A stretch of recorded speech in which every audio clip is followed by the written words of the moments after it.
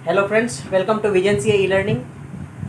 आज हमारा लेक्चर 5 है और पीजीबीपीए का लेक्चर 3 होगा। तो पीजी अभी तक जो हमने 4 लेक्चर में जो जो पढ़ा है, मैं पहले उसका रिवीजन करवा रहा हूँ आपको। पहले उसका रिवीजन मैं करवा रहा हूँ ताकि जो भी अब तक पढ़ा है उसको हम समराइज़ कर लें, उसके बाद फिर हम आगे बढ़ते हैं, ठीक है ना। जब भी हम कोई नया लेक्चर स्टार्ट करेंगे तो स्टार्टिंग के जो 15 से 20 मिनट होता है उसमें क्या करेंगे, कोशिश करेंगे कि हम अपना सारा रिवीजन कर लें। एक शॉर्ट नोट्स बना लेंगे और सारा रिवीजन करते हुए चलेंगे।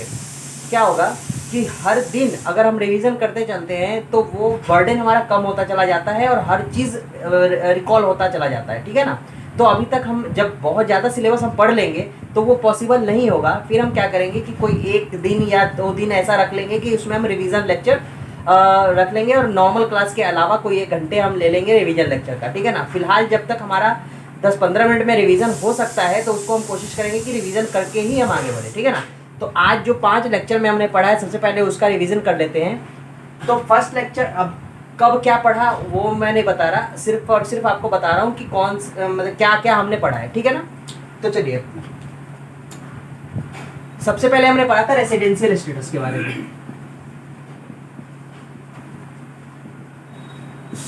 रेसिडेंशियल स्टेटस के बारे में हमने पढ़ा था।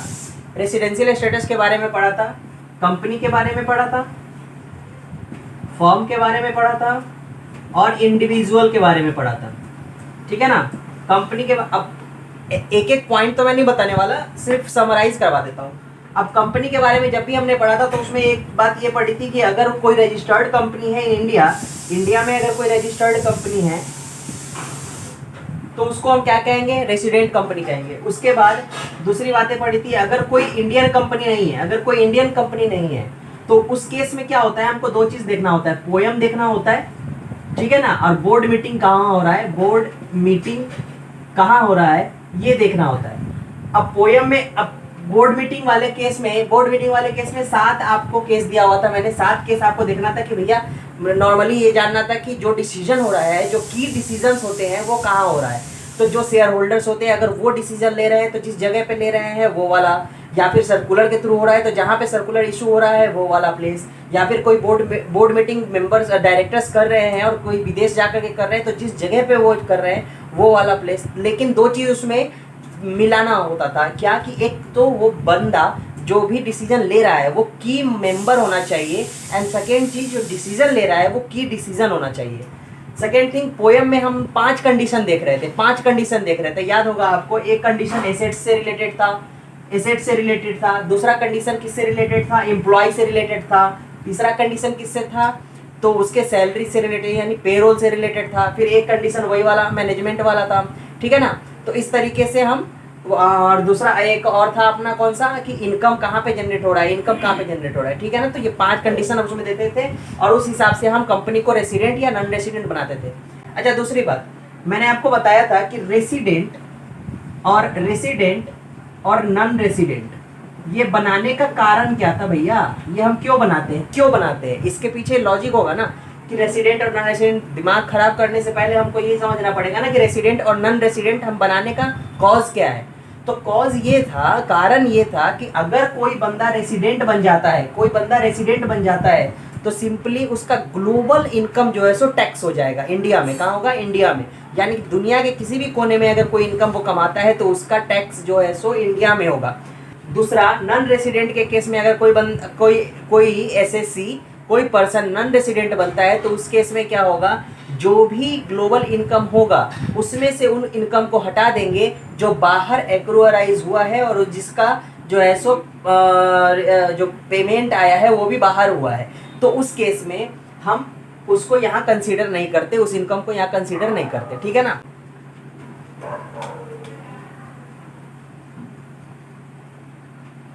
कंपनी के बाद सबसे इंपॉर्टेंट था इंडिविजुअल, ठीक है ना। अब इंडिविजुअल क्यों इंपॉर्टेंट था, एक इंडिविजुअल ही होता है और एचयूएफ और इंडिविजुअल होता है, जिसके केस में हम रेसिडेंट नॉन रेसिडेंट तो देखते ही हैं, लेकिन इसके साथ रेसिडेंट को हम 2 भाग में बांट देते हैं। एक रेसिडेंट बट OR और एक होता है रेसिडेंट बट NOR। अब इसमें हम रेसिडेंट और नॉन रेसिडेंट कैसे डिसाइड करते थे? तो इसका कंडीशन हुआ करता था, कौन सा कंडीशन हुआ करता था?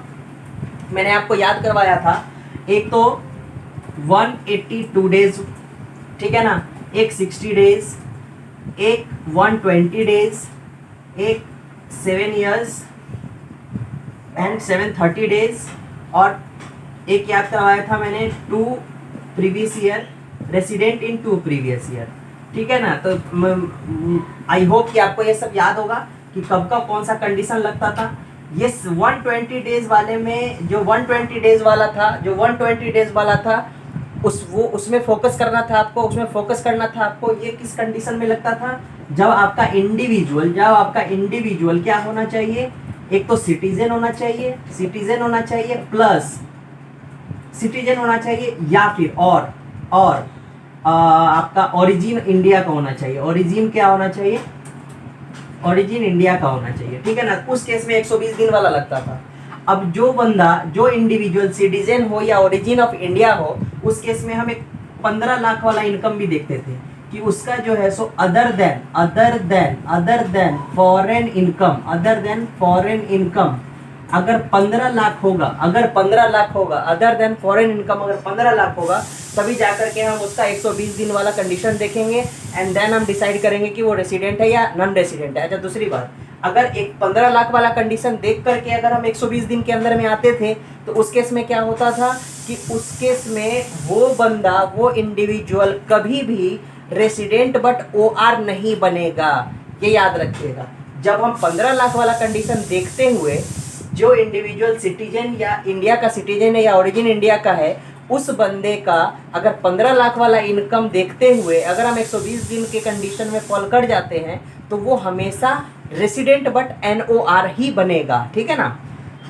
एक इंपॉर्टेंट बात और मोस्ट इंपॉर्टेंट अमेंडमेंट मैंने बताया था आपको। क्या बताया था कि उसमें क्या था कि जो शेख लोग हैं, जो दुबई वगैरह के लोग थे, उनके लिए बहुत बड़ा एक चुनौती आ गई थी, क्योंकि इंडियन गवर्नमेंट ने एक अमेंडमेंट कर दिया। क्या अमेंडमेंट किया कि भैया अगर आप इंडियन ओरिजिन है, ठीक है, और आप ऐसी कंट्री में रहते हैं अदर देन इंडिया से बाहर कहीं रहते हैं, और ऐसे कंट्री में रहते हैं जहां पे आपका रेसिडेंस नहीं है, जहां पे आप रेसिडेंट नहीं है, या वो टैक्स हेवन है, यानी वहां पे आपको टैक्स नहीं लगता, एंड आपका इनकम 15 लाख से ज्यादा है इनकम। कौन सा income? Other than foreign country का इनकम। सिंपली इंडिया में जो आप इनकम कमाते हैं वो 15 लाख से ज्यादा है, एंड आप इंडियन ओरिजिन है, एंड आप जिस कंट्री में रह रहे हैं, दुबई में, मलेशिया में, जहाँ पे भी रह रहे हैं, वो अगर टैक्स हेवन है या फिर आप वहाँ के रेसिडेंट नहीं है, तो आपका सारा इनकम टैक्स हो जाएगा इंडिया में, क्योंकि आपको डीम्ड रेसिडेंट मान लिया जाएगा,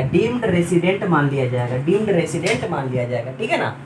तो इस तरीके से हमारा रेसिडेंट वाला वो खत्म हो गया था। इसके बाद हमने स्टार्ट किया था अपना पीजीवीपी का चैप्टर। पीजीवीपी के चैप्टर में हमने पढ़ा था एक सेक्शन 40, ठीक है ना। सेक्शन 40A का सबसेक्शन 3 पढ़ा था, सेक्शन 40A का सबसेक्शन 2 पढ़ा था, ठीक है। उसके बाद सबसे पहले तो पीजीवीपी मैंने आपको बताया था कि भैया 28 सेक्शन से लेकर के 44 सेक्शन तक आपको पढ़ना होता है। इसके बाद इसमें आपको 269 का भी रेफरेंस लेना होता है। उसके बाद एक सेक्शन 172 आता है, उसका भी रेफरेंस लेना होता है, और 28 से लेकर के 44 सेक्शन तक आपको पढ़ना होता है। इसमें आपको मैंने एक फॉर्मूला दिया था कि भैया एक इनकम होगा हमारा, ठीक है, उसमें से हम लेस कर देंगे किसको? एक्सपेंस को, और एक्सपेंस को लेस करने के बाद हमारे पास आ जाएगा प्रॉफिट या लॉस। तो ये जो टैक्स होगा वो प्रॉफिट एंड लॉस होगा, इनकम नहीं होता, ठीक है ना। अब इनकम के बारे में पीजीवीपी का सेक्शन 28 बताता है, इसके अलावा कोई भी सेक्शन नहीं बताता।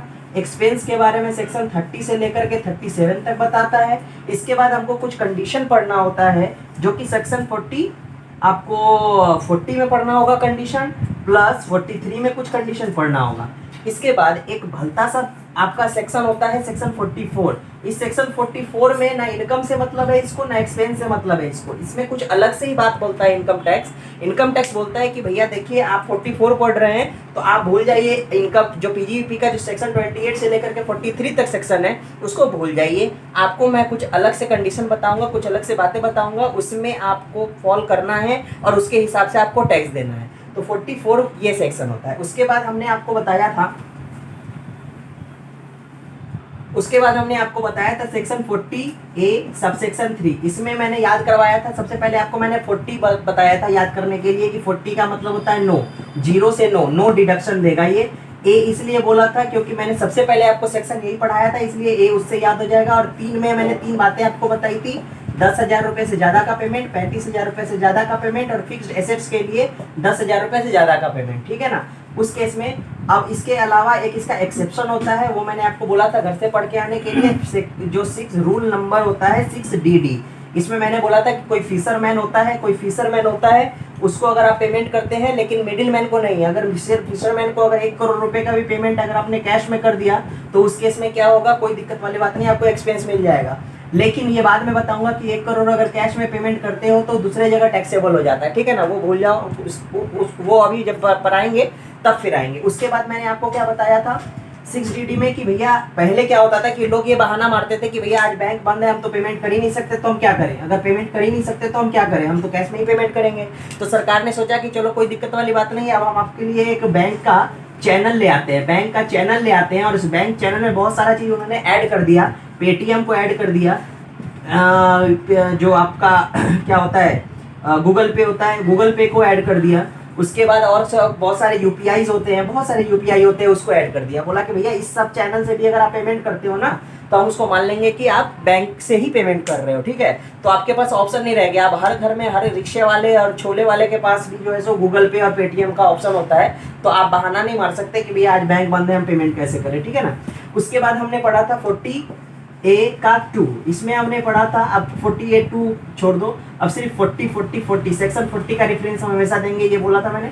अब सेक्शन 40 में मैंने 3-4 नोट और पढ़ाए थे। इसमें एक नोट पढ़ाया था कि किसी स्पेसिफाइड पर्सन को, अगर स्पेसिफाइड पर्सन को आपने कोई पेमेंट किया है और वो मार्केट वैल्यू से ज़्यादा है, फेयर मार्केट वैल्यू से ज़्यादा है, तो जो एक्सेस अमाउंट है वो आपका एओ, यानी एओ का मतलब मैंने बताया था असेसिंग ऑफिसर जो होता है जो आपका रिटर्न चेक करता है, ठीक है ना, जो आपका रिटर्न चेक करता है, तो असेसिंग ऑफिसर उस एक्सेस अमाउंट को डिसअलाउ कर सकता है, ठीक है। उसके बाद मैंने आपको बताया था टीडीएस के बारे में कि टीडीएस क्या होता है। तो भैया टीडीएस का मतलब होता है tax at source, tax deducted at source, ठीक है ना। तो एक बंदा होता है जो सर्विस प्रोवाइड करता है, एक बंदा होता है जो सर्विस प्रोवाइड करता है, और एक जो सर्विस लेता है, ठीक है ना, जो सर्विस रिसिपिएंट होता है। तो टीडीएस का कहना ये होता है कि भैया जहां पे आपका इनकम जनरेट हुआ, जो बंदा आपका इनकम जनरेट कर रहा है, यानी जिसके लिए वो सर्विस एक्सपेंस कहलाएगा, वो बंदा आपका टीडीएस काटेगा और सरकार को, गवर्नमेंट को जमा करा देगा। अगर कोई बंदा एक्सपेंस करता है और उसके ऊपर लायबिलिटी होती है टीडीएस काटने की, अगर वो टीडीएस नहीं काटता या फिर काट लेता और जमा नहीं करता, तो उस केस में जो एक्सपेंस होता है वो एक्सपेंस का उसको डिसअलाउ, मतलब कि एक्सपेंस जो है सो उसका अलाउेबल एक्सपेंसेस नहीं माना जाएगा और उसको वो डिसअलाउ हो जाएगा। लेकिन इसमें मैंने 2 बातें आपको बताई थी कि अगर वो एक्सपेंस रिलेटेड है रेसिडेंट से, कोई रेसिडेंट बंदा है उससे रिलेटेड है, और कोई नॉन रेसिडेंट है उससे रिलेटेड है, तो नॉन रेसिडेंट के केस में 100% एक्सपेंस डिसअलाउ हो जाएगा, और रेसिडेंट के केस में 30% एक्सपेंस जो है सो डिसअलाउ हो जाता है, ठीक है ना। इसके बाद फिर मैंने आपको बताया था, देखो साथ में चलना पड़ेगा, अगर रिवीजन करना है फटाफट ऐसे ही रिवाइज करना पड़ेगा, तभी सारा कुछ रिकॉल हो पाएगा, ठीक है। अभी थोड़ा सा दिक्कत हो रहा होगा, सिर्फ सुनिए कि मैं क्या बता रहा हूँ। उसके बाद जब क्लास खत्म हो जाएगी तो एक बार आप रिवाइज कर लेना अपने चैप्टर के हिसाब से, जो नोट बनाया होगा आपने उसके हिसाब से आपने देख लेना कि हाँ भैया ये हमने पढ़ा है। उसके बाद मैंने बताया था सैलरी के बारे में कि अगर कोई सैलरी हम पेमेंट कर रहे हैं, किसको, नॉन रेसिडेंट को, ठीक है, या फिर किसी रेसिडेंट को जो आउटसाइड इंडिया रहता है, तो उस केस में क्या होगा, जो अगर इसके ऊपर टीडीएस एप्लीकेबल है, यानी टीडीएस आपने नहीं काटा, नॉट डिडक्टेड, या फिर डिडक्ट तो कर लिया लेकिन जमा नहीं किया, डिपॉजिट नहीं किया, तो उस केस में क्या होगा, 100% आपका सैलरी का डिसअलाउ हो जाएगा। इसमें मैंने आपको एक पॉइंट बताया था कि आपका एक सवाल था कि भैया यहाँ पे तो आपने बताया था कि इससे पहले आपने जब पढ़ाया था तो मुझे बताया था कि रेसिडेंट को अगर आप पेमेंट कर रहे हैं और उस एक्सपेंस के ऊपर में अगर आपने टीडीएस नहीं काटा तो सिर्फ 30% डिसअलाउ होता है, तो यहाँ पे 100% क्यों डिसअलाउ हो रहा है? तो इसका सिंपल सा एक कारण मैंने बताया था कि एक दो तरीके के सेक्शंस होते हैं, एक होता है स्पेसिफिक सेक्शन और एक होता है जनरल सेक्शन। तो जब जनरल सेक्शन कोई अगर किसी चीज के बारे में बात कर रहा हो और स्पेसिफिक सेक्शन किसी के बारे में बात कर रहा हो तो हमेशा प्रिवेल करता है स्पेसिफिक सेक्शन, ठीक है ना। दूसरा बात मैं आपको आज एक और बात जोड़ रहा हूँ, हमेशा एक बात जोड़ रहा हूँ, अगर कोई सेक्शन 36 है और उसके बाद सेक्शन 37 है, ठीक है ना, अब इस सेक्शन में भी स्पेसिफिक बात बोल रहा है किसी एक एक्सपेंस के बारे में और इसमें भी स्पेसिफिक बात बोल रहा है, यानी दोनों सेक्शन ऐसे हैं जिसमें स्पेसिफिक बात बोल रहा है, तो हमेशा जो बाद वाला सबसेक्शन होगा वो प्रिवेल कर जाएगा। ये चीज आपको इनकम टैक्स में कहीं नहीं मिलेगा जो अभी मैं बात बोल रहा हूँ, लेकिन कंपनीज एक्ट जब आप पढ़ोगे तो उसमें डायरेक्टर जब आप पढ़ोगे तो डायरेक्टर के अंदर में एक ऐसा सेक्शन है जिस सेक्शन में 5 सब सेक्शंस है, 5-6 सब सेक्शंस है, उसमें सब सेक्शन 4 कुछ और बोलता है और जो सब सेक्शन 4 है वो कुछ और बोलता है और सब सेक्शन 5 जो है सो उसको कॉन्ट्राडिक्ट करता है। तो हमेशा हम सब सेक्शन 5 को पढ़ करके चलेंगे। वैसे इनकम टैक्स में आपको कहीं भी ये जरूरत नहीं पड़ेगा क्योंकि ऐसा कंफ्यूजन कहीं नहीं है, बस वो डायरेक्टर चैप्टर में एक जगह पे है, वो मैंने बता दिया। जब आप कंपनीज एक्ट पढ़ोगे तो आपको समझ में खुद ब खुद आ जाएगा। इसके बाद हमने क्या पढ़ा था भैया? इसके बाद हमने पढ़ा था सेक्शन 43B से मैंने आपको याद करवाया था बैंक, और बैंक से होता है पेमेंट, यानी पेमेंट होता है, इट मीन्स कि अगर कुछ ऐसे एक्सपेंस है जिसको जो है सो पेमेंट के बेसिस पे ही आपको एक्सपेंडिचर अलाउ होगा। तो कौन सा था? ए से लेकर के जी तक था। जी में था रेल का पेमेंट, ए में था टैक्स का पेमेंट, यानी सिंपली से मैंने आपको ये बोला था कि अगर गवर्नमेंट ये चाहते हैं कि कुछ ऐसे पेमेंट्स है जिसके बगैर वो बंदा जिसको पेमेंट आप कर रहे हो वो अपना काम नहीं चला सकता, तो उस केस में उसने इनकम टैक्स ने बोल दिया कि भैया वो वाला पेमेंट पहले कर दो तभी हम आपको एक्सपेंस देंगे। तो वैसा कौन सा पेमेंट होता है? तो टैक्स का पेमेंट होता है, गरीब लोगों को पेमेंट होता है, यानी जो एम्प्लॉय होते हैं उसको ग्रेच्युटी का पेमेंट फंड में, या फिर लीव इंकेसमेंट का पेमेंट, या फिर बैंक को अगर इंटरेस्ट देते हैं तो। अब बैंक के इंटरेस्ट के बारे में 3 बातें मैंने बताई थी कि डी में भी लिखा हुआ है, डी ए में भी लिखा हुआ है और ई में भी लिखा हुआ है इंटरेस्ट के बारे में। तो इसको आप रेफर मत कीजिएगा, अगर आपको याद ना रहे, कंफ्यूजिंग है, क्योंकि डी में भी इंटरेस्ट के बारे में लिखा हुआ है, डी ए में भी इंटरेस्ट के बारे में लिखा हुआ है और ई में भी इंटरेस्ट के बारे में लिखा हुआ है। तो सवाल अगर आता है इंटरेस्ट के बारे में तो किसी एक स्पेसिफिक सबसेक्शन को आप रेफर ना करें। फिर भी मैं आपको याद दिलवा देता हूं कि अगर सबसे पहले हम किसके पास जाते हैं इंटरेस्ट लेने, तो फाइनेंशियल इंस्टीट्यूशन के पास जाते हैं, क्योंकि वो जल्दी से लोन दे देता है। तो हम लोन लेने सबसे पहले किसके पास जाते हैं? फाइनेंशियल इंस्टीट्यूशन के पास जाते हैं।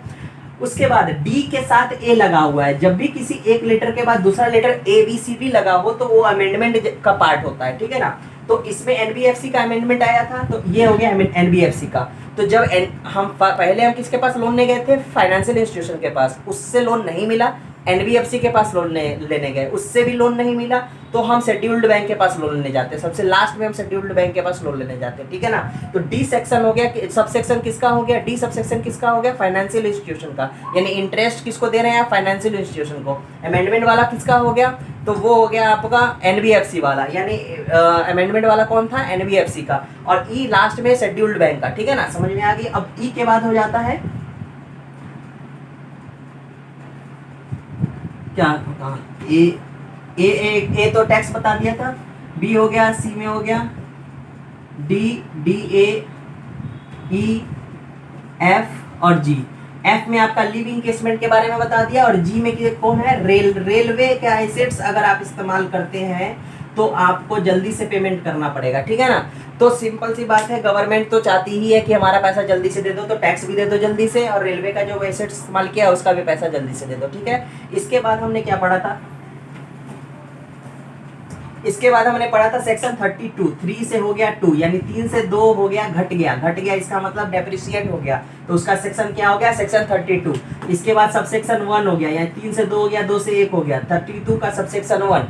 ये हमेशा डेप्रिशिएशन के बारे में बात करता है, और डेप्रिशिएशन में आपको मैंने 2-4 बातें बताई थी। क्या क्या बताई थी? कि सबसे पहले तो ओनर होना चाहिए, आप अगर ओनर है तभी डेप्रिसिएशन क्लेम कर सकते हैं, ठीक है ना। उसके बाद अगर पुट टू यूज होगा तभी आप क्लेम कर सकते हैं। तीसरा नंबर में आपको मैंने क्या बताया था कि लेसर अगर होता है तो लेसर ही पेमेंट जो है सो डेप्रिसिएशन क्लेम करता है, लेसी नहीं करता है। अकाउंटिंग में जो कह रहा है उससे हमको कोई बहस नहीं है, इनकम टैक्स जो बात कहती है हम उसको मानते हैं, ठीक है ना। उसके बाद अब मैंने क्या बताया था कि अच्छा हाँ, इंटरेस्ट में एक चीज छूट गया। इंटरेस्ट में क्या था कि अगर लोन इंटरेस्ट 43B में बता रहा हूँ, एक मिनट छूट गया था इसलिए बता रहा हूँ। इंटरेस्ट ये इंपॉर्टेंट चीज है इसलिए बता रहा हूँ। अब इंटरेस्ट ऑन लोन क्या होता है, कभी कभी क्या होता है, बहुत सारा इंटरेस्ट अगर हो जाता है ना, कंपनी इंटरेस्ट का पेमेंट नहीं कर पाती है और बहुत सारा इंटरेस्ट हो जाता है, तो जो बैंक होती है वो हमारे पास आती है और बोलते हैं कि देखो जितना इंटरेस्ट है ना उसको हम लोन में कन्वर्ट कर देते हैं। तो अगर वो लोन में कन्वर्ट हो गया तो कन्वर्जन को हम पेमेंट नहीं मानेंगे, हम कन्वर्जन को पेमेंट नहीं मानेंगे, ठीक है ना। वो ईएमआई में जब हम पेमेंट करते हैं, ईएमआई में जब हम पेमेंट करेंगे तो उस ईएमआई को पेमेंट मानेंगे और उसको पेमेंट बेसिस के हिसाब से हम एक्सपेंडिचर क्लेम कर सकते हैं। लेकिन एक्सेप्शन है इसका। एक्सेप्शन क्या है, सेल टैक्स। अगर सेल टैक्स हो गया, अगर सेल टैक्स है हमारे पास लायबिलिटी है सेल टैक्स का, अगर हमने सेल टैक्स पेमेंट नहीं किया था और सेल टैक्स ऑफिसर हमको बोलता है कि आप उसको कन्वर्ट कर लो लोन में, तो जिस साल वो कन्वर्ट होगा ना उस साल हम उसको पेमेंट मान लेंगे और उसका हम डिडक्शन ले लेंगे, ठीक है ना। तो ये एक्सेप्शन था, एक केस लॉ था ये, ठीक है। अब हम डेप्रिसिएशन में मैं आपको बता रहा था, तो डेप्रिसिएशन में मैंने आपको बता दिया पुट टू यूज। एक तो पहला नंबर पुट टू यूज, दूसरा नंबर ओनर और तीसरा नंबर लेसर वाला बात।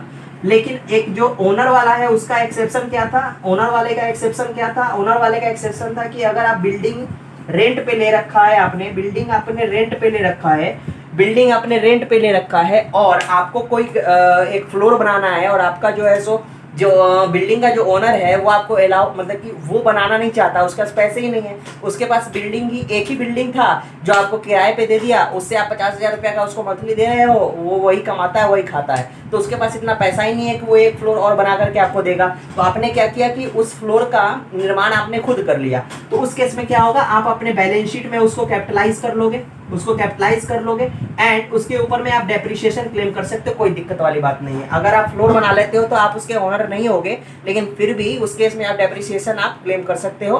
तो इतना अभी तक हमने पढ़ा था। अब हम चलते हैं अपने लेक्चर 5 में और आगे पढ़ते हैं, ठीक है ना। तो ऐसे हम रिवाइज डेली करेंगे, जिससे क्या होगा, फ्लो हमारा बनता रहेगा। थोड़ा बहुत इधर उधर छूट जाता है, कोई दिक्कत वाली बात नहीं है, फिर से कॉपी खोलिएगा, उसको पलट के देखिएगा, आराम से सारा कुछ याद आ जाएगा, ठीक है ना। तो अब हम चलते हैं आगे और अब थोड़ा सा स्लो डाउन होते हैं और अब पढ़ते हैं सेक्शन 30 से 36 तक पढ़ने की आज कोशिश करेंगे। वैसे पूरा 36 नहीं होगा, सेक्शन 30, 31 होगा, 32 में हमारा एडिशनल डेप्रिसिएशन बच गया था वो होगा, उसके बाद 33 पढ़ेंगे और आज का क्लास यही तक होगा, 33 तक ही होगा, ठीक है ना। एक कोशिश करूंगा मैं 43.6 पढ़ा देने का और 43.1 पढ़ा देने का। 43.6 और 43.1 क्यों, क्योंकि 43.1 में आपका एक्चुअल कॉस्ट के बारे में बात करता है, एक्चुअल कॉस्ट के बारे में बात करता है। किसका एक्चुअल कॉस्ट, फिक्स्ड एसेट्स का एक्चुअल कॉस्ट, फिक्स्ड एसेट्स का एक्चुअल कॉस्ट। अब भैया आप डेप्रिसिएशन पढ़ रहे हो तो उसके बारे में आपको ये पता ही नहीं है कि उसका एक्चुअल कॉस्ट क्या होगा, तो WDV हम कैसे निकालेंगे। एंड WDV हमको किस सेक्शन में बताया हुआ है, सेक्शन 43.6 में, सेक्शन 43.6 में WDV के बारे में बताया हुआ है, ठीक है ना। तो WDV और सेक्शन 43.1 ये दोनों सेक्शन हम आज पढ़ लेंगे। इसके बाद सेक्शन 30 पढ़ते हैं अभी पहले, उसके बाद 31 पढ़ते हैं एंड जो एडिशनल डेप्रिसिएशन का सेक्शन 32 सबसेक्शन 1 का क्लॉज जो रोमन 2 का ए है वो पढ़ते हैं, ठीक है ना। और 33 भी कोशिश करेंगे हम करने का, 33 वैसे ज़्यादा लंबा है, फिर कोशिश करेंगे हम ख़त्म करने का। चलिए तो सेक्शन 30 से स्टार्ट करते हैं, 32 से, सॉरी 32 का सेक्शन 32 सबसेक्शन 1 2 ए। ये किस चीज़ का सेक्शन है, ये है एडिशनल डेप्रिसिएशन का, एडिशनल डेप्रिसिएशन। अब देखिए क्या होता है, एक तो डेप्रिसिएशन आपने क्लेम कर लिया, आपके पास फिक्स्ड एसेट्स है आपकी कंपनी में, आप या कंपनी में नहीं, जरूरी नहीं कंपनी में, किसी भी एसएससी के पास फिक्स्ड एसेट्स है और उसने डेप्रिसिएशन क्लेम कर लिया। लेकिन क्या होता है, एक एसएससी है जो मैन्युफैक्चरिंग कंपनी चला रहा है, या फिर पावर डिस्ट्रीब्यूशन वाली कंपनी चला रहा है, ठीक है। तो वो कंपनी क्या करती है, उनके पास एसेट्स जो होता है ना, हैवी एसेट्स होता है, यानी उनके पास एसेट्स का खर्चा बहुत ज़्यादा होता है। तो सरकार चाहती है कि इस देश में मैन्युफैक्चरिंग कंपनी बढ़े, यानी मैन्युफैक्चरिंग कंपनी को वो प्रमोट करना चाहती है। गवर्नमेंट हमेशा मैन्युफैक्चरिंग कंपनी को प्रमोट करना चाहती है। क्यों, वो इसलिए प्रमोट करना चाहती है कि मैन्युफैक्चरिंग कंपनी के वजह से ही कभी भी किसी कंट्री में जीडीपी का ग्रोथ होता है, एम्प्लॉयमेंट बढ़ता है, जीडीपी का ग्रोथ मैन्युफैक्चरिंग कंपनी की वजह से ही ज़्यादा होता है, ठीक है ना। तो इसलिए गवर्नमेंट ने इनकम टैक्स में एक प्रोविज़न निकाला, ये सेक्शन डाला और इस सेक्शन में बोला कि देखिए अगर आप मैन्युफैक्चरिंग कंपनी है या फिर पावर डिस्ट्रीब्यूशन वाली कंपनी है और आप किसी फिक्स्ड एसेट्स को परचेज कर रहे हैं तो आप नॉर्मल डेप्रिसिएशन तो लो ही, उसके साथ साथ आपको एडिशनल डेप्रिसिएशन भी हम दे देंगे 20%। लेकिन ये एडिशनल डेप्रिसिएशन सिर्फ फर्स्ट ईयर में लगेगा जब आप एक्वायर करोगे एंड पुट टू यूज करोगे, यानी आपको एक्वायर भी करना पड़ेगा एंड पुट टू यूज भी करना पड़ेगा, ठीक है ना। तो आपने एक्वायर कर लिया किसी एसेट्स को और पुट टू यूज कर लिया। इसमें एक एसेट्स है जिसको बाहर निकाल देता है, बोलता है कि भैया आप शिप वगैरह खरीदोगे तो हम आपको नहीं देंगे, ठीक है, एयरक्राफ्ट खरीदोगे तो नहीं देंगे। अब आप मैन्युफैक्चरिंग कंपनी है और एयरक्राफ्ट खरीद रहे हैं, उसका क्या रेलिवेंस, कोई रेलिवेंस नहीं है, ठीक है ना। इसलिए एयरक्राफ्ट और शिप वाला अगर आप फिक्स्ड एसेट खरीद रहे हो तो उस केस में हम आपको 20% का एडिशनल डेप्रिसिएशन नहीं देंगे। अदरवाइज कोई सा भी एसेट्स खरीद रहे हो तो उसके केस में 20% का आपको डेप्रिसिएशन मिल जाएगा। अब डेप्रिसिएशन में पहले मैंने आपको बताया था 180 दिन वाला, 180 दिन वाला मैंने आपको वो बोला था कि अगर आपने क्या किया, फिक्स्ड एसेट खरीदा और उसको अपने जो कंपनी जो मतलब आपका बिजनेस है उसमें 180 दिन से कम अगर यूज़ करते हैं तो आपको सिर्फ 50% ही डिडक्शन मिल सकता है, ठीक है, डेप्रिसिएशन का। तो उस केस में क्या था कि बहुत पहले जब ये सेक्शन आया था तो ये 20% ना सिर्फ अगर 180 दिन से कम अगर इस्तेमाल करते थे, अगर 180 दिन से कम इस्तेमाल करते थे तो सिर्फ 10% ही हमें मिल पाता था। लेकिन अब क्या होता है, 10% तो आप प्रीवियस ईयर में ले लेंगे, नेक्स्ट प्रीवियस ईयर में 10% और ले सकते हैं, ठीक है ना, कोई दिक्कत वाली बात नहीं है, ठीक है। पहले 10% का नुकसान हो जाया करता था लेकिन अब ये नुकसान नहीं होता, 10% इस साल ले लीजिए और 10% आप अगले साल ले लीजिए, कोई दिक्कत वाली बात नहीं है, लेकिन उसके बाद आप नहीं ले सकते। दूसरा नंबर, अगर आपने एक्वायर कर लिया इस साल और अगले साल पुट टू यूज़ कर रहे हैं तो भी आपको ये डिडक्शन नहीं मिलेगा, ठीक है ना। तो इस तरीके से आपका ये एडिशनल डेप्रिसिएशन का खत्म हो गया। आप इंस्टीट्यूट की बुक निकालिएगा, उसमें जो बेयर एक्ट लिखा हुआ है इसके बारे में वो पढ़िएगा, कोई भी डिफरेंस नहीं होगा। अगर कुछ समझ में नहीं आए तो मेरे को कमेंट यहाँ पे कीजिएगा मुझे, या फिर आप मेल कर सकते हैं visionca@gmail.com पे, ठीक है, कोई दिक्कत वाली बात नहीं है। इसके बाद अब चलते हैं हम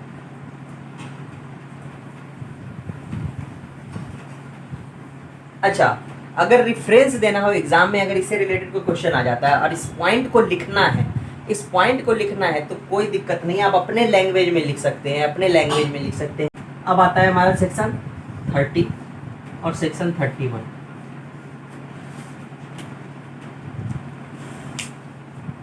सबसे पहले जो पीजीवीपी का लेक्चर था उसमें मैंने आपको क्या बताया था, एक मैंने आपको फार्मूला दिया था इनकम का, इनकम को लेस कर लेंगे हम एक्सपेंस से, तब जाकर के हमारा प्रॉफिट या लॉस आ जाएगा, है ना। 28 अभी मैंने आपको बताया नहीं। ये एक्सपेंस का जो सेक्शंस है 30 से लेकर के 37 तक, इसमें आपने 2 सेक्शन पढ़ लिया, 37 भी पढ़ लिया, 32 भी पढ़ लिया, ठीक है। अब बच गया हमारे पास 30, 31, 32 तो पढ़ लिया ना, 33, 34, 35, 36, ठीक है। जब भी हम प्रॉफिट एंड लॉस बनाते हैं, सबसे ऊपर में जो खर्चा होता है, मोटा मोटा जो खर्चा होता है वो कौन सा होता है, सैलरी होता है, रेंट होता है, रिपेयर एंड मेंटेनेंस होता है, उसके बाद डेप्रिसिएशन होता है, परचेज होता है, परचेज को ऊपर ही लिख लो, परचेज होता है ना। ये मोटे मोटे खर्चे होते हैं हमारे। परचेज हो गया, सैलरी हो गया, रेंट हो गया, रिपेयर एंड मेंटेनेंस, डेप्रिसिएशन। इसके अलावा बहुत सारे खर्चे होते हैं, printing and stationery, legal and profession,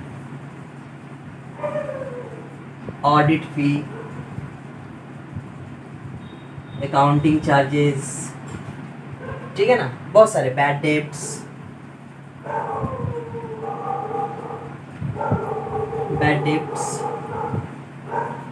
बहुत सारे खर्चे होते हैं।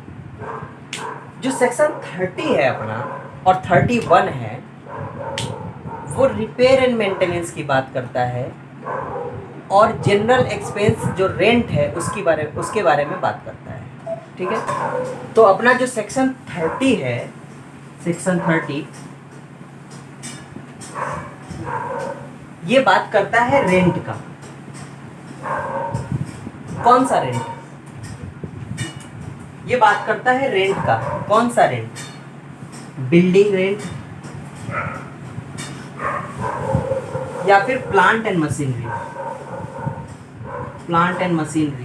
या कोई सा भी चीज अगर हमने किराए पे लेके आया है, उसके ऊपर हम किराया पे कर रहे हैं, अगर हम रेंट पे कर रहे हैं, यार अगर हम कोई सा भी रेंट पे कर रहे हैं, या तो बिल्डिंग पे या प्लांट एंड मशीनरी पे, ठीक है, कोई फर्क नहीं पड़ता है। रेंट अगर आपने पे किया है, आप टेनेंट है, तो आप आराम से इसका डिडक्शन ले सकते हैं, कोई दिक्कत वाली बात नहीं है, ठीक है। दूसरा, रेट्स एंड टैक्सेस। जानते हैं ना क्या होता है रेट्स एंड टैक्सेस? नहीं जानते तो बता रहा हूँ मैं कि रेट्स एंड टैक्सेस मतलब सिंपली म्युनिसिपल टैक्स वगैरह जो होता है, लोकल टैक्स जो होता है, ठीक है ना। बहुत सारे ऐसे टैक्सेस होते हैं। पहले ऑक्ट्राइट रेस आता था, जो रेट्स एंड टैक्स आता है ऑक्ट्राइट नाम का, अब तो नहीं आता, ठीक है। तो टोल टैक्स हो गया, तो ये सारी टैक्सेस जो है सो इसमें आप डिडक्शन ले सकते हो, उसका कोई दिक्कत नहीं है। इसके बाद अगर इंश्योरेंस आपने करवा रखा है, अगर आपने इंश्योरेंस करवा रखा है, बिल्डिंग का इंश्योरेंस करवा रखा है, अब इंश्योरेंस कौन करवाता है? जो टेनेंट होता है, क्या वो करवाता है? तो जो ओनर होगा वही कराएगा ना इंश्योरेंस का। इंश्योरेंस तो ओनर को इंश्योरेंस का खर्चा मिल जाएगा, ठीक है।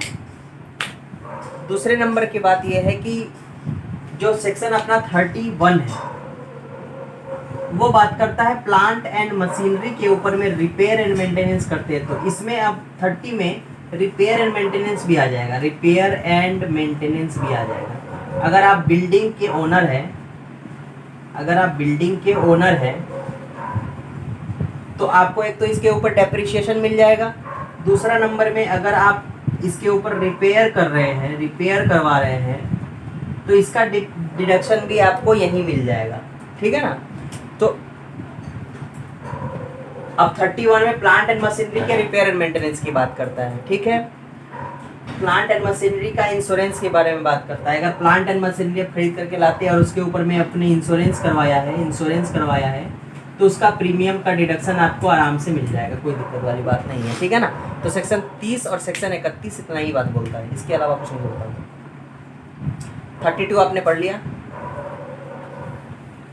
अब पढ़ते हैं हम 43(1) और 43(6).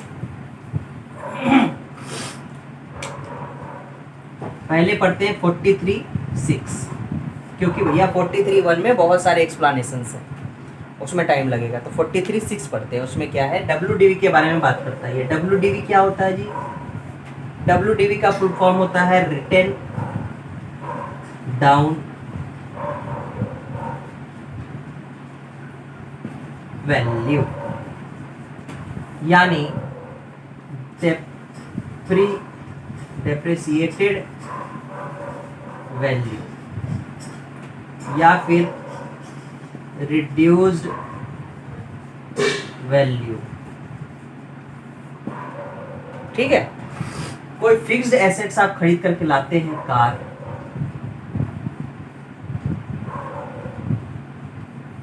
ठीक है, कार आपने खरीद करके लाया, 5 लाख रुपए का कार है, 6 महीने इसका इस्तेमाल किया, 6 मंथ्स, आगे का टायर टूट गया, ये बोनट टूट गया, डिक्की टूट गई, क्या हो गया इसके साथ? अत्याचार। तो इस अत्याचार की वजह से वियर एंड टेयर हो गया इसका, तो इसके वैल्यू में रिडक्शन हो गया, रिडक्शन इन वैल्यू हो गया ना। अब इसको मार्केट में बेचने जाओगे, 5 लाख में खरीद करके लाए थे तो 5 लाख में बिक जाएगा क्या? 5 लाख में सेल हो जाएगा क्या? नहीं हो सकता। कितना भी दयावान इंसान होगा, दिलदार होगा, फिर भी वो 5 लाख का एसेट्स, टूटा हुआ टायर टूटी हुई है, बोनट इसका गया, डिक्की गई, तो वो 5 लाख में नहीं कर देगा, वो इससे कम रेट देगा। तो वो क्यों देगा? वो बोलेगा कि देखो भाई इसमें जो है ना तुम्हारा नुकसान हो गया, तो उस नुकसान की वजह से हम इसके वैल्यू में गिरावट आ गई होगी, इसके वैल्यू में हम गिरावट करेंगे और तब जा कर के हम उसका पेमेंट करेंगे। तो सिंपल सी बात है, जितने का गिरावट आया उस वैल्यू को हम डेप्रिसिएशन कहते हैं, और गिरावट आने के बाद जो वैल्यू हमारे पास आया उस वैल्यू को हम reduced value, depreciated value, written down value बोलते हैं। ठीक है।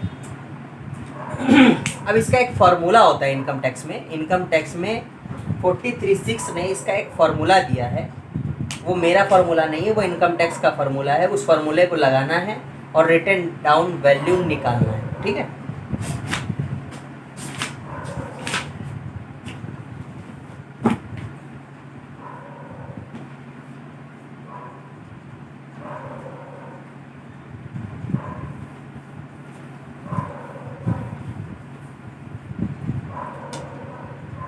WDV, सबसे पहले WDV हम कैलकुलेट क्यों करेंगे भैया? WDV कैलकुलेट डेप्रिसिएशन कैलकुलेट करने के लिए। हर साल 31 मार्च को WDV का चार्ट बनेगा, हर साल 31 मार्च को ब्लॉक ऑफ एसेट्स का चार्ट बनेगा। ब्लॉक ऑफ एसेट्स वाला चार्ट जिस पेपर पे बनेगा उसको हम फाड़ के फेंक देंगे, लेकिन WDV वाला जो चार्ट बनेगा उसको हम रखते हैं अपने पास। ठीक है ना। तो WDV हम निकालते हैं किस डेट को? एज ऑन 31 मार्च। ठीक है। इसको निकालने के लिए आप सबसे पहले निकालेंगे opening WDV, opening WDV of block. अब ब्लॉक याद होगा, मैंने आपको समझाया था भैया ब्लॉक क्या होता है। ब्लॉक बनाने के लिए एसेट्स का टाइप प्लस डेप्रिसिएशन का रेट दोनों मैच होना चाहिए, यानी सेम रेट वाला और सेम टाइप वाला दोनों जब मिलता है तो एक ब्लॉक बनता है, एसेट्स का एक ब्लॉक बनता है। एक तरीके का टाइप होना चाहिए और एक तरीके का रेट होना चाहिए। जैसे बिल्डिंग का रेट है 5%, 10% और 40%। ठीक है ना। 3 तरीके का रेट होता है बिल्डिंग में डेप्रिसिएशन के लिए। फिक्स्ड फर्नीचर में आपका मान लीजिए 10% का एक रेट होता है। तो क्या फर्नीचर वाला 10% और बिल्डिंग वाला 10% मिल करके एक ब्लॉक बन सकता है? बन सकता है क्या? तो जवाब है नहीं बन सकता, क्योंकि टाइप अलग अलग है ना भैया। ठीक है। तो टाइप सेम होना चाहिए और रेट भी सेम होना चाहिए। अगर आपके पास 3 बिल्डिंग है, एक रेसिडेंशियल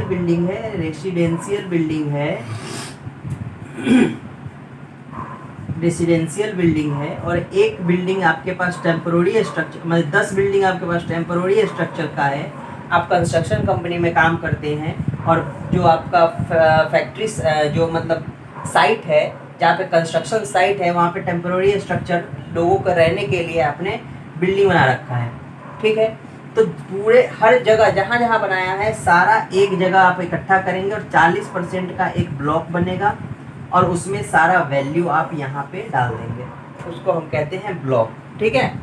तो वैसे ही हर ब्लॉक का अलग अलग WDV हम कैलकुलेट करते हैं, अलग अलग WDV आपको निकालना पड़ेगा। तो उसमें हम सबसे पहले क्या निकालेंगे कि ओपनिंग WDV और ब्लॉक निकालेंगे, यानी 5% वाले बिल्डिंग का ओपनिंग WDV निकालेंगे। ठीक है। एग्जाम्पल के लिए मैंने बिल्डिंग वाला 5% ले लिया। ठीक है, नहीं 10% ले लो, चलो बिल्डिंग वाला 10%। उसके बाद हम इसमें ऐड करते हैं, क्या ऐड करते हैं? Actual cost.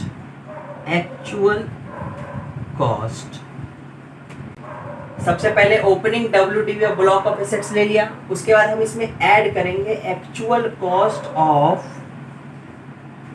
Assets acquired during the year।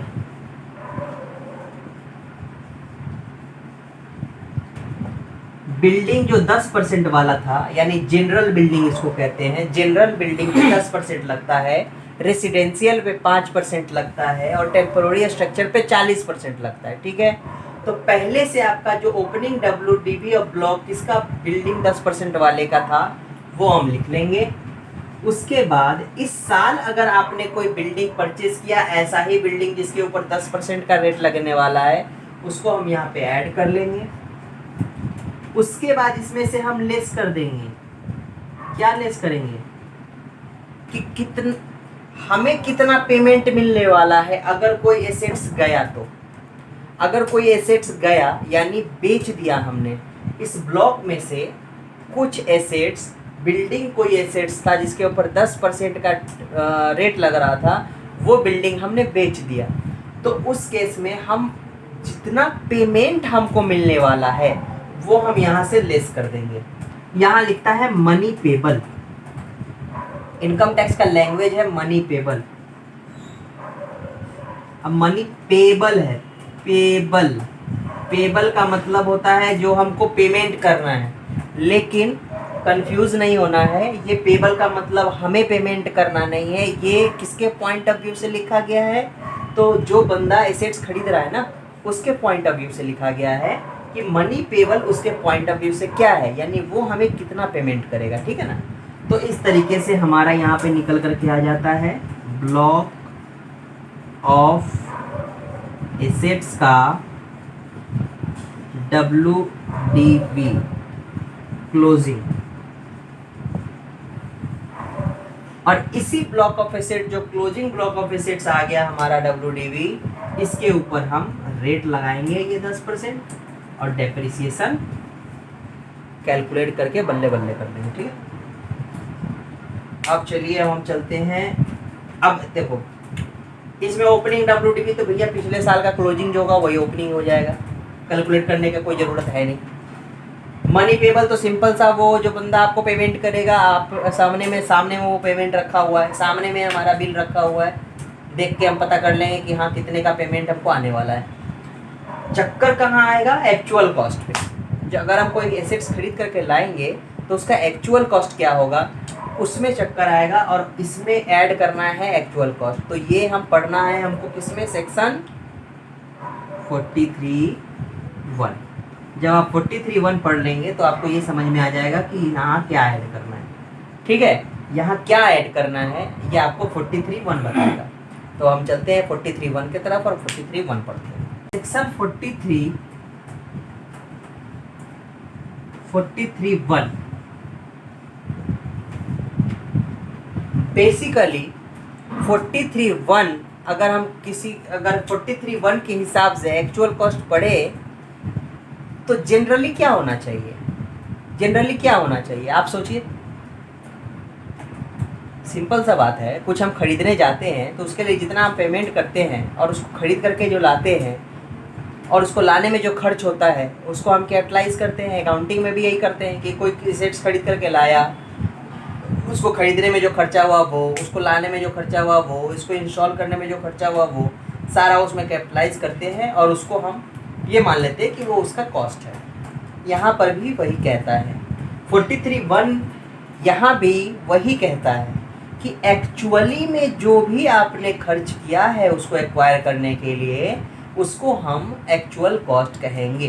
ठीक है, लेकिन अगर उस पेमेंट को करने के लिए आपको किसी थर्ड पर्सन ने मदद करा है या गवर्नमेंट ने मदद किया है, यानी आप एक कोई मैन्युफैक्चरिंग कंपनी है या ट्रेडिंग कंपनी या कोई से भी एसएससी है और आपको कोई थर्ड पर्सन बोल रहा है कि देख भाई तुम्हारे पास अगर पैसे नहीं है तो तू फिक्स्ड एसेट्स खरीद ले, मैं तुम्हें 10% डोनेशन दे देता हूँ, या गवर्नमेंट आपको फिक्स्ड एसेट्स खरीदने के लिए सब्सिडी दे रही है, तो क्या वो पोर्शन, सब्सिडी का पोर्शन और जो थर्ड पर्सन आपको पेमेंट कर रहा है उसको ऐड करना चाहिए या लेस करना चाहिए? क्या लग रहा है आपको? आई थिंक यही लग रहा होगा कि लेस करना चाहिए, लग रहा है ना? तो बस जो लग रहा है वही होता है। अगर फिक्स्ड एसेट्स खरीदते हैं और उस फिक्स्ड एसेट्स को का जो भी एक्वायर करने में खर्चा है उसमें से जितना पोर्शन कोई थर्ड पर्सन खर्च कर दे रहा है या कोई अथॉरिटी खर्च कर दे रही है, तो वो वाला पोर्शन हम फिक्स्ड एसेट्स के एक्चुअल कॉस्ट में कंसीडर नहीं करेंगे। ठीक है, ये तो हो गया नॉर्मल बात। इसके बाद मैंने आपको क्या बताया था, एक फिक्स्ड एसेट्स के बारे में मैंने आपको ये बताया था कि अगर फिक्स्ड एसेट्स को एक्वायर करने के लिए कैश में पेमेंट अगर आप कर रहे हैं, कैश में पेमेंट अगर आप कर रहे हैं और वो पेमेंट 10,000 रुपये से ज़्यादा है, गवर्नमेंट चाहती है कि कैश को हम है ना बिल्कुल चारों तरफ से घेर करके रखें, कैश में ट्रांजैक्शन हम करने ना दें। तो फिक्स्ड एसेट्स परचेज करने के लिए अगर आपने कैश में पेमेंट किया है 10,000 रुपये से ज़्यादा, तो वो वाला portion will be not consider as a actual cost. ठीक है, उसको हम एक्चुअल कॉस्ट में से लेस कर देंगे। मान लीजिए 5 लाख रुपए का कोई एसेट्स है और कैश में पेमेंट हमने कर दिया 3 लाख रुपए, तो भैया 2 लाख रुपए ही हम इसका एक्चुअल कॉस्ट मानेंगे।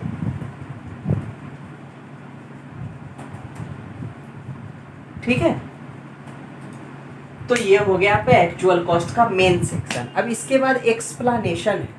अब एक्चुअल को अब क्या होता है, कंपनी में बहुत सारे अलग अलग किस्म के कंपनीज होती हैं और अलग अलग किस्म के एसएससी होते हैं और अलग अलग किस्म के एसएससी अलग अलग तरीके के बिजनेस करते हैं। और क्या होता है, इनकम टैक्स एक्ट में बहुत सारे ऐसे प्रोविजंस हैं जो अगर आप कोई और अच्छा काम करना चाहते हैं, अगर देश के लिए कोई अच्छा काम करते हैं, तो गवर्नमेंट आपको इनकम टैक्स आपको बहुत सारे बेनिफिट्स प्रोवाइड करती है।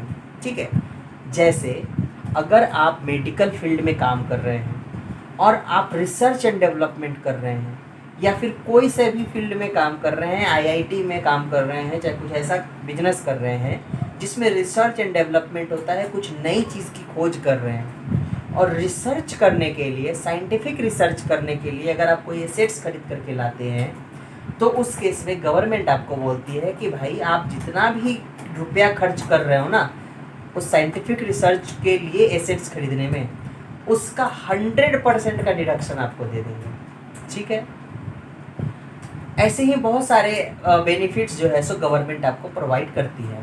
ठीक है ना, तो एक्सप्लेनेशन जो 43(1) का है, उस एक्सप्लेनेशन में यही सारी बातें बताई हैं कि ऐसे अगर कोई एसेट्स है, कोई एसेट्स आपको फ्री में मिल गया, या कोई एसेट्स सेकेंड हैंड है, या कोई एसेट्स साइंटिफिक रिसर्च के लिए खरीद करके लाए हैं, तो इन सब का वैल्यू तो ऑलरेडी कम होगा, ऑलरेडी हमको इसमें से बेनिफिट मिल गया है, तो उस केस में हम एक्चुअल कॉस्ट क्या लेंगे। तो चलिए हम एक्सप्लेनेशन फिर पढ़ते हैं और देखते हैं क्या है। फर्स्ट एक्सप्लेनेशन में क्या है, साइंटिफिक रिसर्च के बारे में बात करता है। और साइंटिफिक रिसर्च के बारे में यहाँ क्या लिखा है देखो, assets acquired from scientific research. ठीक है, तो उस केस में क्या होगा, नील लेंगे हम। उस केस में क्या होता है, हम नील लेते हैं। नील क्यों लेंगे, अरे नील इसलिए लेंगे ना क्योंकि 100% का डिडक्शन तो हमको पहले ही मिल गया। 100% का डिडक्शन साइंटिफिक रिसर्च में तो पहले ही मिल गया ना, तो जब 100% का डिडक्शन पहले मिल गया तो फिर हम क्या करेंगे, है ना, तो फिर हम उसका फिर दोबारा से हम डेप्रिसिएशन अगर ले लेंगे। अगर मान लो कोई फिक्स एसेट हम 5 लाख में खरीद करके लेकर के आए हैं साइंटिफिक रिसर्च के लिए, और इसका 100% ऑलरेडी हमने डिडक्शन ले लिया, और इसको अगर हम एक्चुअल कॉस्ट में कंसीडर कर लेते हैं, तो इसके ऊपर डेप्रिसिएशन भी आप कैलकुलेट करोगे, तो डबल डिडक्शन नहीं ले लिया आपने, 100% यहाँ पे भी ले लिया और डेप्रिसिएशन यहाँ पे भी ले लिया। तो इसलिए क्या बोलता है कि इसको हम एक्चुअल कॉस्ट नील मान लेंगे। जब नील जैसे ही मानोगे, डेप्रिसिएशन इस पर चार्ज करोगे, 0 डेप्रिसिएशन निकल करके आ जाएगा, है ना। तो इस केस में हम नील मानेंगे और डेप्रिसिएशन फिर 0 हो जाएगा। हाँ, इसके बाद क्या होगा, अगर कोई एसेट्स मान लीजिए आपको गिफ्ट में मिलता है या इनहेरेंट में मिलता है, यानी आपके पिताजी की बिल्डिंग थी और आपको उन्होंने इनहेरेंट में दे दिया, तो जो कॉस्ट होगा, एक्चुअल कॉस्ट होगा, वो प्रीवियस ओनर का जो कॉस्ट उसके हाथ में था वही हम यहाँ कंसीडर करेंगे। यानी आपके पिताजी अगर उसका डेप्रिसिएशन क्लेम कर रहे थे और आज उसकी वैल्यू 3 लाख हो गई और वो आपको इनहेरेंट में मिल गया, तो उसका वैल्यू हम एक्चुअल कॉस्ट में 3 लाख ही लेंगे, ठीक है। या अगर गिफ्ट में आपको मिल गया तो भी उसका वैल्यू हम वही लेंगे जो प्रीवियस ओनर का वैल्यू था, ठीक है। अब क्या होता है, कुछ एसएससी ना चालाक बनते हैं, बहुत चालाक बनते हैं। क्या करते हैं कि एक बंदे से, एक बंदा है,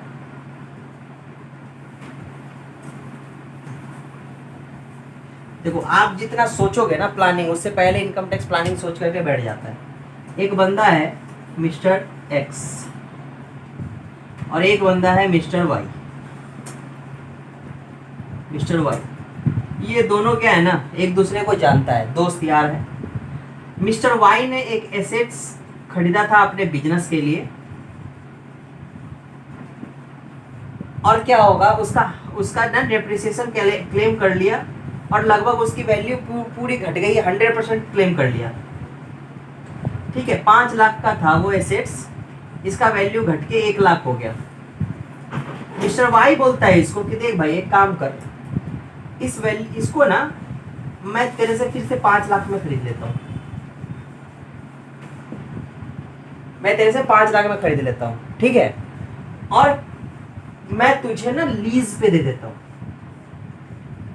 मैंने तेरे से खरीद लिया, अब तू मेरे से लीज पे ले ले भाई। तो क्या होगा, ये बन जाएगा लेसर और ये बन जाएगा लेसी, बन जाएगा ना भाई। अब देखो क्या चालाकी कर रहा है, ये लेसर बन गया तो 5 लाख एक्चुअल कॉस्ट अगर इसका हम कंसीडर कर ले तो इसके ऊपर में ये डेप्रिसिएशन भी क्लेम कर लेगा। और ये लेसी है और इसको क्या करेगा ना, ये रेंट देगा हर मंथ 10-10 हजार रुपये। ये कुछ नहीं है, रेंट जो है ना कुछ नहीं है, ये झूठ मूठ का ट्रांजेक्शन है। 5 लाख रुपया ना इसने दिया इसको, ना ये रेंट लेता है इससे, कुछ नहीं होता, सब पेपर वर्क है और कुछ नहीं है, ठीक है।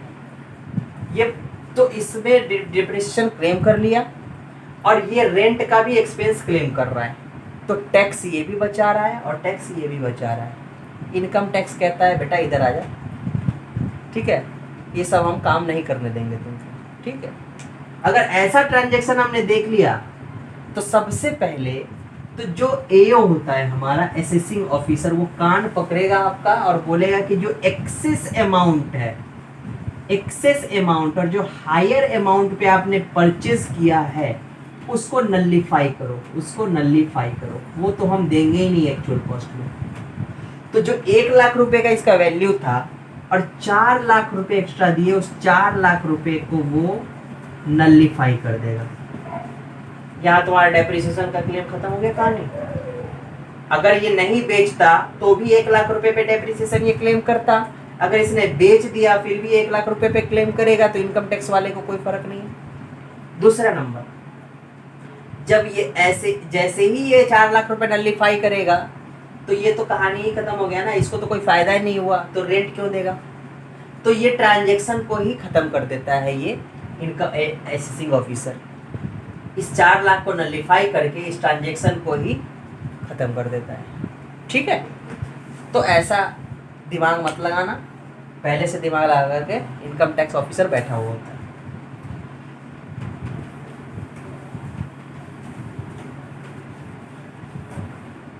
इसके बाद एक एक्सप्लेनेशन आता है,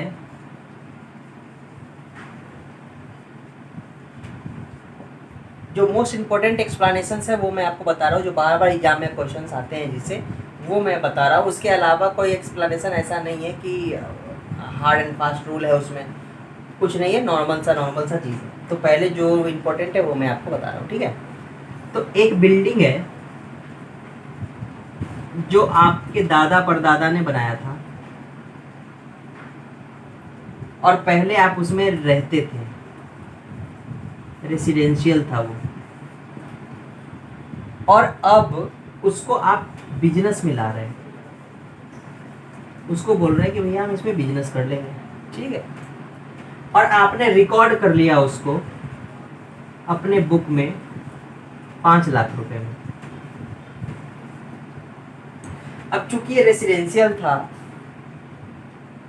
पिछले 50 साल पुराना बिल्डिंग है, तो हमने सोचा कि चलो भाई 5 लाख रुपए में हम इसको क्या कर लेते हैं, बुक कर लेते हैं। तो इनकम टैक्स कहता है कि भैया ऐसा नहीं करने देंगे हम क्या करेंगे, जो इसका एक्चुअल कॉस्ट होगा इनिशियली, जब शुरू में जो इसका एक्चुअल कॉस्ट होगा, पहले तो उसको ले आओ, यहाँ लिख लो एक्चुअल कॉस्ट, और इसमें से हम लेस करेंगे नोशनल डेप्रिसिएशन, और जो वैल्यू आएगा वही हमारा होगा एक्चुअल कॉस्ट।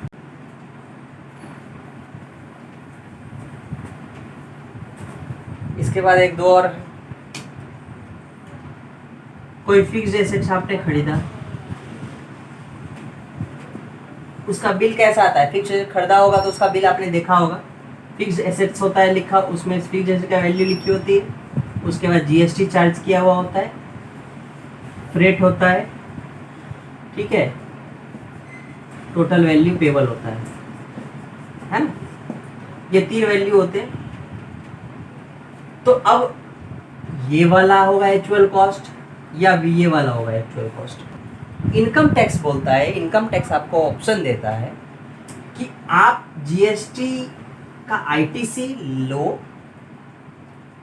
या जीएसटी का आईटीसी ना लो, ये आपके ऊपर डिपेंड करता है।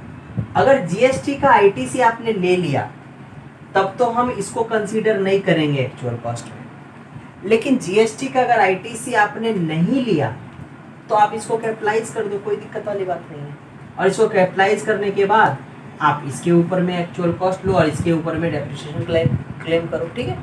दोनों काम नहीं कर सकते, सिंपल सा आपको मैंने जनरल एंट्री पास करके बता दिया, जनरल एंट्री देख लो।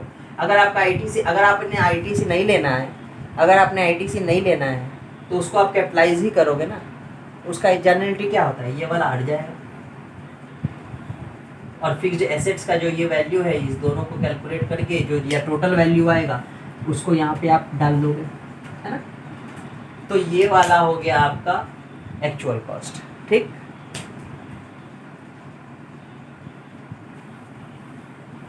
अब लग गया हमको भूख, ठीक है। इसके बाद क्या होता है, एक दो ऐसी एक्सप्लेनेशन है, 35D में भी कुछ एसेट्स आते हैं जिसका जो है सो पूरा का पूरा डिडक्शन हमको इकट्ठा मिल जाता है, तो उस केस में भी हमारा एक्चुअल कॉस्ट नील हो जाएगा। फिर अगर कोई एमलगमेशन हुआ है हमारा, और एमलगमेटेड कंपनी, और अगर जो एमलगमेशन होने के बाद जो कंपनी बनती है, उस दोनों के केस में क्या होगा, अगर पहले से एमलगमेटेड कंपनी का जो कॉस्ट था वही वाला कॉस्ट जो है सो कैरी फॉरवर्ड होगा और आगे फर्दर उसको मिलेगा। तो ऐसा ही होता है, थोड़े बहुत एक्सप्लेनेशन यही है, और क्या बताऊँ इसमें, जैसे जैसे हम आगे पढ़ते जाएंगे हम एक्सप्लेनेशन पढ़ते चले जाएंगे। इसके अलावा कोई ज़्यादा हार्ड एंड फास्ट रूल वाला एक्सप्लेनेशन नहीं है, सिंपल सा ये समझ लीजिए कि जो, हाँ, एक एक्सप्लेनेशन, और एक चीज़ और बता देता हूँ, वैसे आपको पता ही होगा लेकिन फिर भी बता देता हूँ, अकाउंटिंग आपने किया है तो आपको पता होगा, लेकिन फिर भी बता देता हूँ। इंटरेस्ट जो होता है, इंटरेस्ट अगर कोई फिक्स एसेट खरीदा है, फिक्स एसेट खरीदा है और इसको लोन लेके खरीदा है भैया, तो इसके ऊपर इंटरेस्ट जा रहा होगा, तो इस इंटरेस्ट को इसके ऊपर कैपिटलाइज करोगे ना। बोरोइंग कॉस्ट आपने अकाउंटिंग स्टैंडर्ड 16 पढ़ा होगा, अकाउंटिंग स्टैंडर्ड 16 पढ़ा होगा आपने, और बोरोइंग कॉस्ट में आपको पता है कि इसमें कैपिटलाइज हो जाता है इंटरेस्ट, तो यहाँ पे भी कर दो ना। लेकिन कब तक कर सकते हो, पुट टू यूज तक कर सकते हो, पुट टू यूज तक कर सकते हो इंटरेस्ट को कैपिटलाइज, उसके बाद नहीं कर सकते, ठीक है। तो इस तरीके से एक्चुअल कॉस्ट का सेक्शन भी आपका खत्म होता है, ठीक है। बेयर एक्ट पढ़ना, इंस्टीट्यूट की बुक पढ़ना, अगर कुछ समझ में ना आए तो कमेंट करना या फिर मेल करना। 3-4 स्टूडेंट का बार मेल आ रहा है, और वो लगता है वही 3-4 स्टूडेंट जो है जो खूब मन लगा करके पढ़ रहे हैं। अच्छा संतोष, आपका मैं जो सवाल का जवाब दे देता हूँ, जो फिक्स्ड एसेट के बारे में आपने पूछा था, सवाल क्या था? सवाल ये था उनका कि अगर कोई फिक्स्ड एसेट हमने खरीदा और 10,000 उसका जो है सो उधार में खरीदा था, 2 लाख रुपए का वैल्यू था और उधार में खरीदा था, और 5 साल के बाद उसका पेमेंट कर रहे हैं। वैसे ऐसा तो पॉसिबल नहीं है, प्रैक्टिकली ये पॉसिबल नहीं है कि कोई आपको फिक्स एसेट देता है 2-3 लाख रुपए का और वो आप 5 साल के बाद जा कर के उसकी पेमेंट करते हो, ऐसा पॉसिबल नहीं है। लेकिन फिर भी हाइपोथेटिकली अगर आप बोल रहे हो तो मैं मान लेता हूँ, और इसके बारे में मैं सोचता हूँ कि चलो ठीक है, मान लेते हैं कि ऐसा हो सकता है। तो अगर ऐसा हो सकता है और अगर ऐसा हुआ है और उसने 5 साल के बाद इसका पेमेंट कैश में कर दिया, 10,000 रुपये से ज़्यादा का पेमेंट किया है, तो जो आपका सेक्शन 43(1) बोलता है कि एक्चुअल कॉस्ट में उसको कंसीडर नहीं करेंगे। तो पहले तो हमने एक्चुअल कॉस्ट में कंसीडर कर लिया था, तो अब क्या होगा, हम एक्चुअल कॉस्ट में अगर हम अब लेस भी कर दे तो कोई फ़ायदा नहीं है। इसलिए तो उस साल, जिस साल वो पेमेंट हुआ है उस साल उसको हम इनकम मान लेंगे, क्योंकि उसके रिगार्डिंग हमने एक्सपेंस जो है सो डेप्रिसिएशन के नाम पे क्लेम कर लिया। तो उस साल हम उसको पूरे के पूरे अमाउंट को हम इनकम मान लेंगे। ठीक है, तो चलिए आज इतना ही रहने देते हैं, फिर आगे हम पढ़ेंगे सेक्शन 33। ठीक है, नेक्स्ट जो लेक्चर आएगा उसमें हम 33 पढ़ेंगे। ठीक है।